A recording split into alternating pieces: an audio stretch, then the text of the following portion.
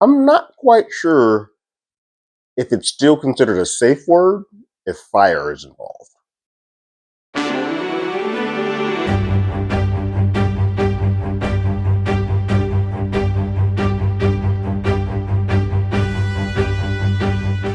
Hello, everyone. Terrence here with Hollywood Already Did It. If you haven't already, go ahead, like, share, subscribe to the channel, leave a comment, ring that bell below.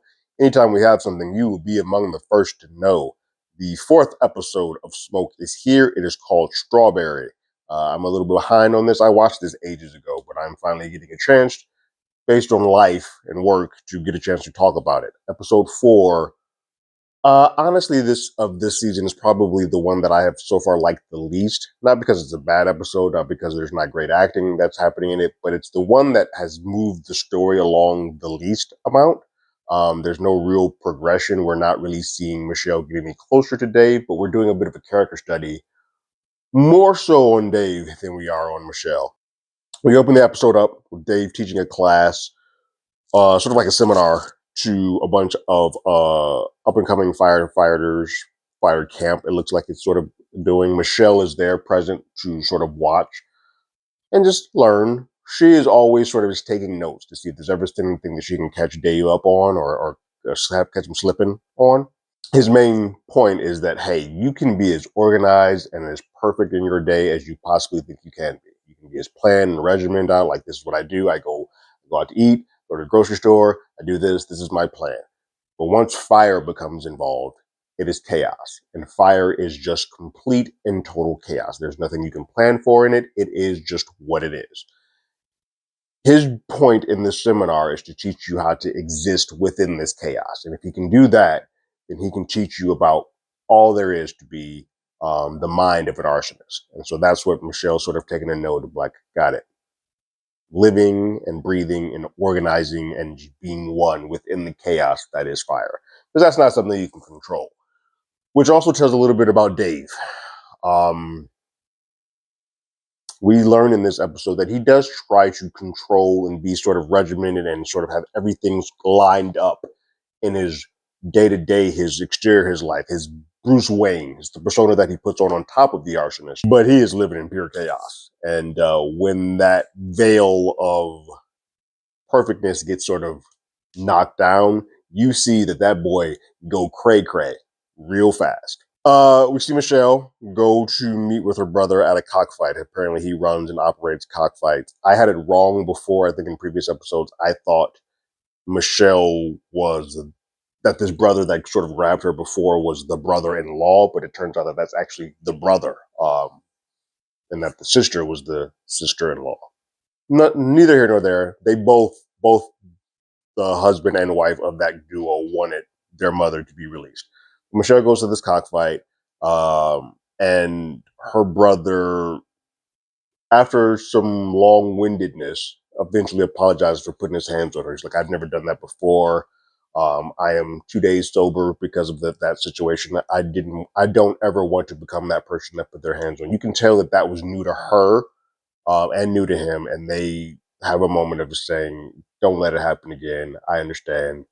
Let's let that one slide. I'm gonna let that one go. Don't ever do that again. While at the cockfight, though, she does catch a thing where the way that they organize and keep tags on the chickens is that they have these little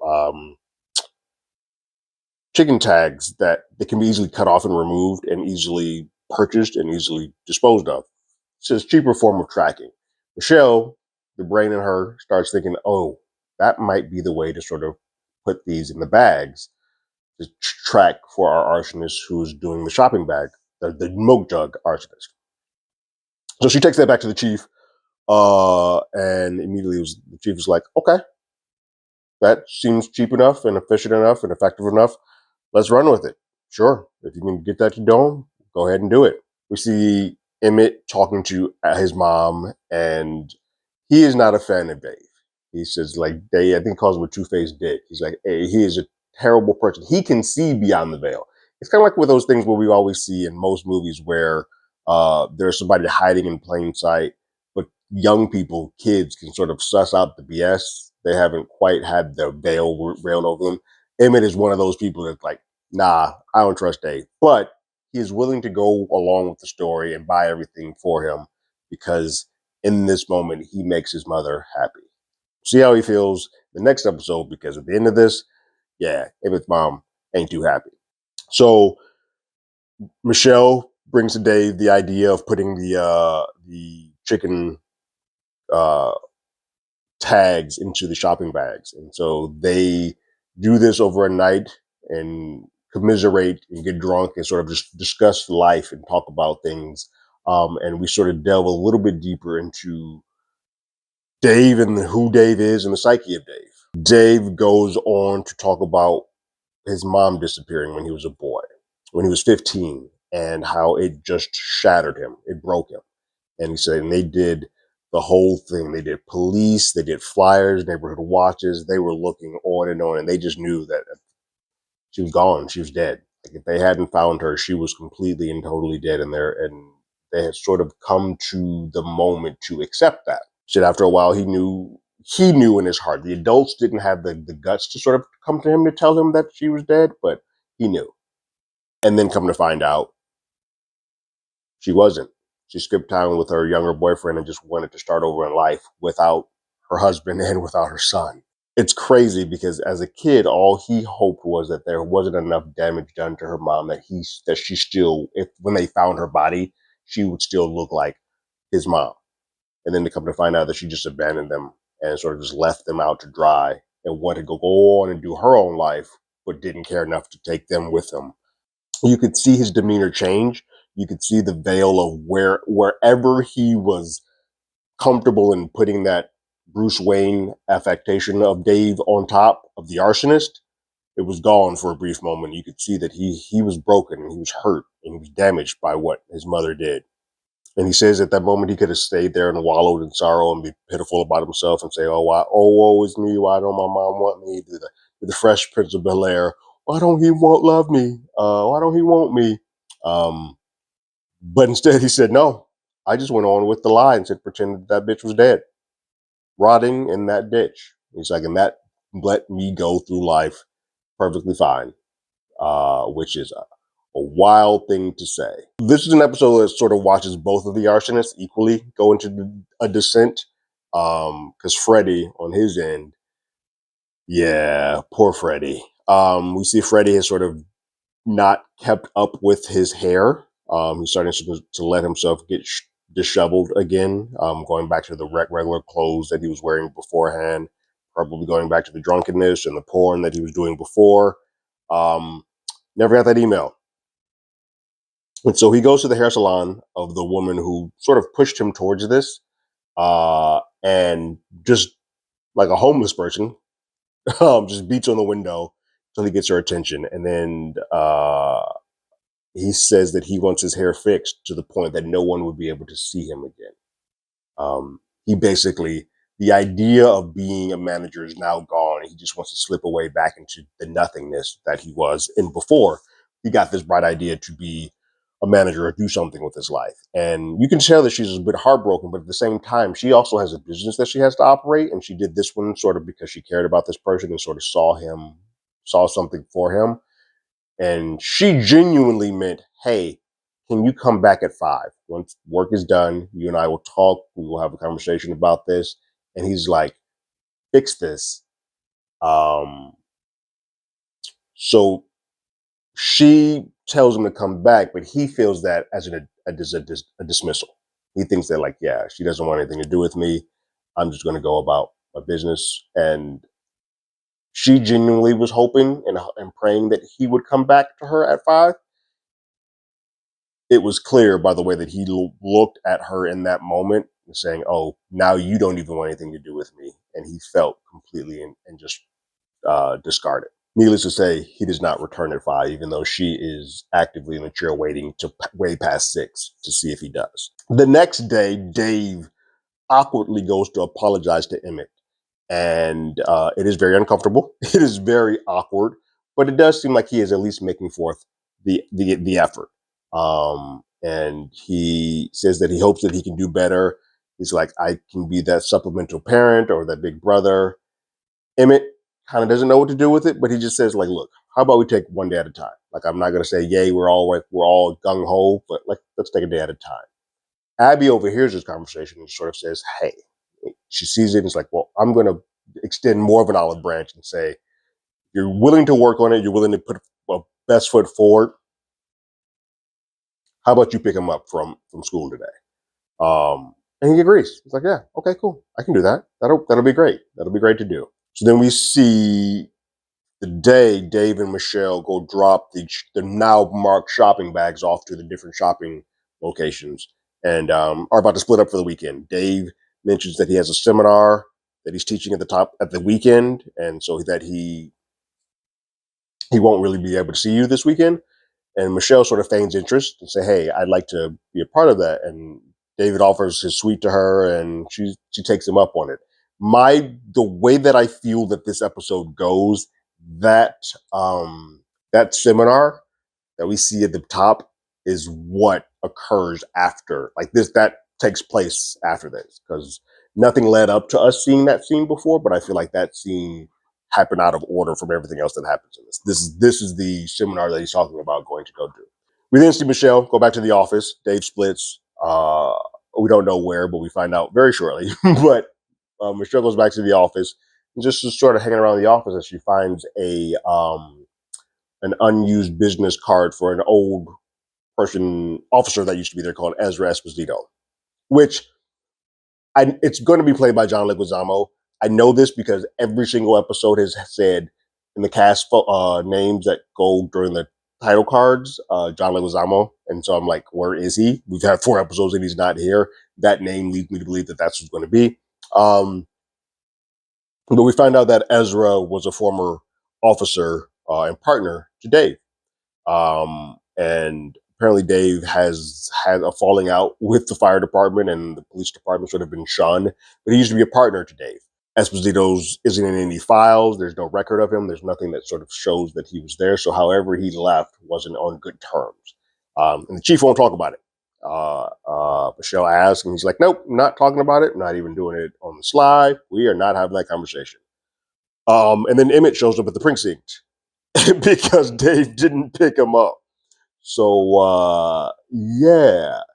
I'm thinking, all right, well, something's got to have terribly happened to Dave, or at least he's doing a fire. He's doing neither. This guy is at his house writing his book. He left Abby's son at school because he is home writing his book. This is going to go over well. Michelle offers to take Emmett home. I think Michelle is doing it more for a sly way to find out exactly where Dave stays, and sort of get that information, and kind of she's just picking up clues. She's just trying to do her best without showing her hand, get as much information surrounding Dave before she sort of makes her move to say, this is who you are. But yeah, Dave was just chilling at the crib, writing his memoirs, being very calm and nonchalant about it. When Abby comes home and checks the living shit out of him, like just reads him the riot act, understandably so.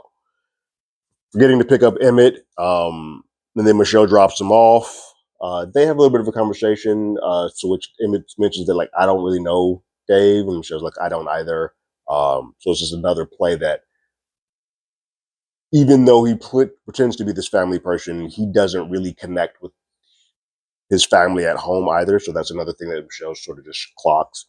But Abby checks him and saying, Emmett needs you now more than ever. And how could you abandon a son after his dad just abandoned him? Like, he's already felt abandoned from that way. This was your chance to sort of pick up the baton and not be as bad of a person as him. And Dave probably responds in the worst possible way that you could. Like, he very much does not take social clues, and reminds me a lot of Dexter, who just doesn't understand humanity. And he says that Emmett is a cross-country runner, so he could just run his ass back home. Like, if it was that important for him to get back to the crib, he could just run his ass back home. Like, what are we talking about? And he says that it's all about him and selfishness and what he is doing. It's like, once I solve these 2 arsonists, which one of them is him, once I solve these 2 arsonists and this book gets sold, no one will remember that I didn't pick up this kid for one day. Like, we will be swimming in money. We'll be perfectly fine. This doesn't matter. Um, that's important for a couple of reasons. One, we'll get to the Abby piece of it in a second because she lets into him. But another part of it is he's not going to ever solve the two arsonists. We know that he knows that deep inside because one of them's him. So one of them's going to always be an outstanding person. So he's putting forth this big thing that he's never going to be able to achieve. On the second half of that, Abby's kind of like, yo, your books effing suck. You are a terrible writer. You know how I know this? I'm a librarian and I read books for a living. Your shit sucks. You suck. Everything about you sucks. I hate you. F you. I'm out. And she lays into him hard. I believe, if I'm correct, I believe Emmett arrives and sort of hears this too. So he's kind of like, cool, you're not making my mom happy, then I have no reason to pretend that I care about you or pretend that this is a thing. Pick up with Michelle getting Chief all liquored up, and she gets some more information about Esposito. And apparently, Esposito shot himself in the foot at some point in time and through the department, which I think the shooting of the foot is a lie once we find out how he sort of shot himself in the foot. But Chief says that, yeah, Esposito got in his brain somehow that Dave was an arsonist, and that he became very conspiracy driven around Dave. And so Michelle's like, oh, say less. What? That's how he feel? Who would have thought that? So Michelle wants to know more.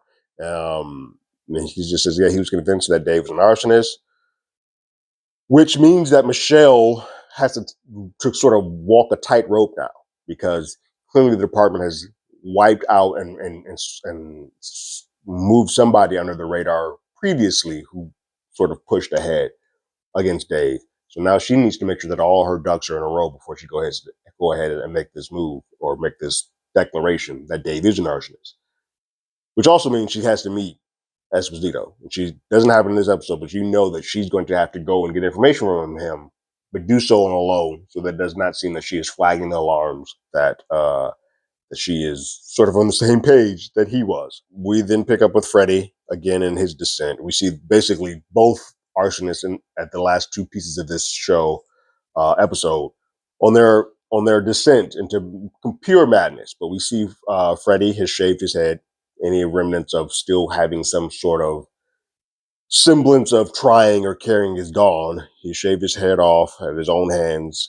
So he has some scars and bandages on. And then he's prepping a milk jug, and we see that he has a closet full of milk jugs. So I don't know if he's about to just go on a spree or if he's going to do one big one, but it's clear that he is prepped for war, and whatever feelings he did have about like trying again, they're dead. They're gone.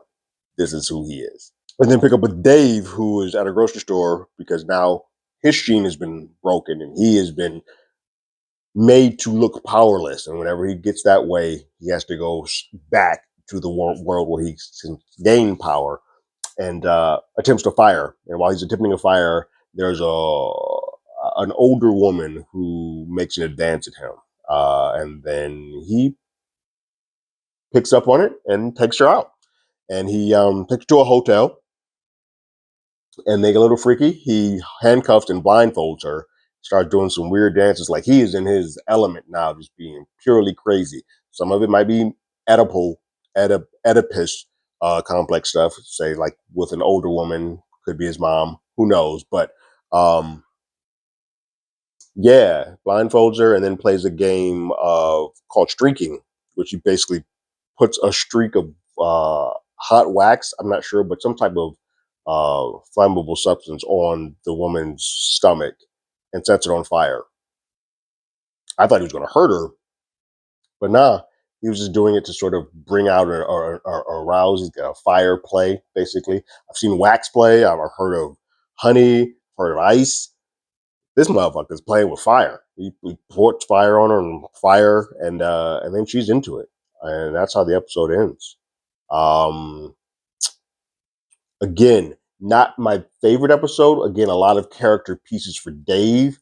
And you sort of see the descent of both Dave and Freddie back into the world of being whatever sort of reprieve they have of being human is gone. But not really progressing the story of Michelle getting onto it, other than her getting the clue that she needs to go talk to, there was somebody else who was on to Dave. She needs to go talk to his former partner. But still a great episode, still a great show. I'm still in. I still love it. I'm hoping that we finally get the John Leguizamo reveal, and so we can sort of see how Michelle gets down this road to catch Dave and Freddie. Hopefully Freddie sooner than later, because I feel like Freddie's about to do a mass casualty. And I hope he's going to, because she's the one who sort of pushed him towards that road. Because he felt that she dismissed him, he's going to go after that beautician, and that's going to be heartbreaking. Especially if she sees that he did it. That's going to be rough. What did you guys think about the fourth episode of Smoke called Strawberry? Go leave your thoughts in the comments below. Oh, I didn't mention it. Strawberry comes up because that's the safe word that they decided to use in that hotel room. Yeah, there's no safe word that's going to walk away or stop fire. What? But yes, if you haven't already, go ahead and follow us on X, Twitter at Hollywood80i. You can hit us up on email at HollywoodAlreadyDidIt@gmail.com. We also have a podcast with the same name. That's on Apple Podcasts, Spotify, anywhere they'll play his podcast. We're there. And like always, I got my ticket. You got yours.